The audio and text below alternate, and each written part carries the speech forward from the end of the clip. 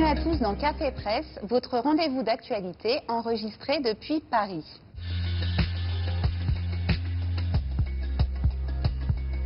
À la une des quotidiens nationaux, un visage, un sourire, celui de Jean-Pierre Pernaut, figure iconique du journal de 13h sur TF1. Mardi matin, le présentateur a créé la surprise en annonçant sur Twitter qu'il quitterait son fauteuil du JT le 18 décembre prochain. Un bien triste cadeau de Noël pour ses fans et la fin d'une belle histoire entamée avec eux le 22 février 1988. Sacré Jean-Pierre, titre Le Parisien, qui salue dans son édito une décision courageuse et pleine de panache. Le quotidien rappelle qu'à 70 ans, Jean-Pierre Pernaut reste le présentateur le plus populaire des Français et aura marqué par un style inimitable. C'est l'homme qui a su, à l'époque, moderniser le 13h en donnant la parole à nos campagnes. Un côté proche des gens, moqué par ses détracteurs, mais apprécié par ses correspondants régionaux, à qui Pernaut demandait chaque jour de lui raconter ce qu'il se passait chez eux. Alors, comme Jean-Pierre Pernaut l'a fait pendant 33 ans aux commandes du JT, le Parisien a donné la parole aux Français et le message est clair, il va leur manquer. Mais pour Dominique, il fait bien de partir au sommet, pas comme Patrick Poivre d'Arvor qui s'est accroché trop longtemps.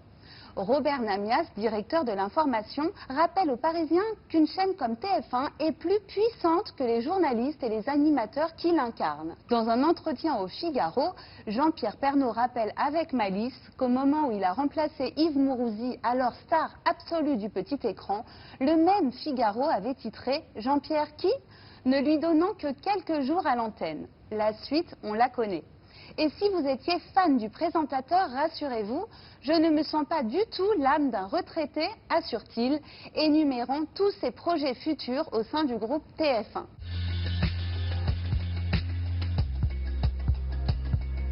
Du monde d'avant, Emmanuel Macron, lui, n'en veut plus. C'est ce qu'il a fait savoir lundi en prenant position en faveur de la 5G devant un parterre d'entrepreneurs surmotivés. J'entends beaucoup de voix qui s'élèvent pour nous expliquer qu'il faudrait relever la complexité des problèmes contemporains en revenant à la lampe à huile. Je ne crois pas que le modèle Amish permettent de régler les défis de l'écologie contemporaine. Libération fustige les propos très ironiques du président et la ringardise de sa stratégie visant à discréditer ses opposants.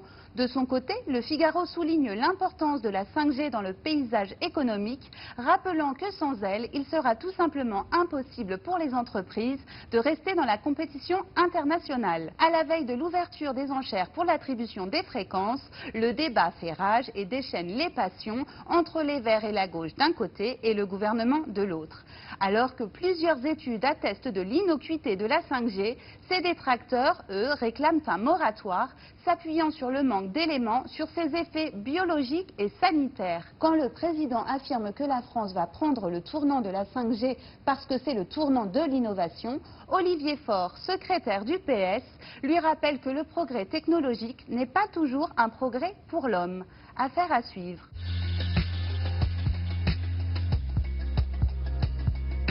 Avec ou sans 5G, de mauvaises ondes planent sur le Paris Saint-Germain depuis la rentrée. Après un début de saison que l'équipe définit comme catastrophique, c'est sur le terrain de la discipline qu'on attend cette fois les joueurs. L'heure des sanctions a sonné et la commission de discipline doit statuer entre autres sur le sort de Neymar, qui affirme avoir été victime d'insultes racistes sur la pelouse d'Auteuil dimanche dernier. Noël Le Graët, président de la Fédération française de football, minimise.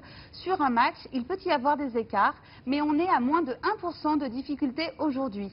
Le phénomène raciste dans le sport et dans le foot en particulier n'existe pas ou peu. Des propos qui n'ont pas manqué de faire bondir dans le milieu du foot. L'équipe rappelle que le patron de la FFF avait demandé aux arbitres en septembre de l'année dernière de ne pas arrêter les matchs en cas de cris racistes. Un débat que l'on aimerait bien laisser au monde d'avant. Je vous souhaite une bonne journée et vous retrouve demain dans Café Presse.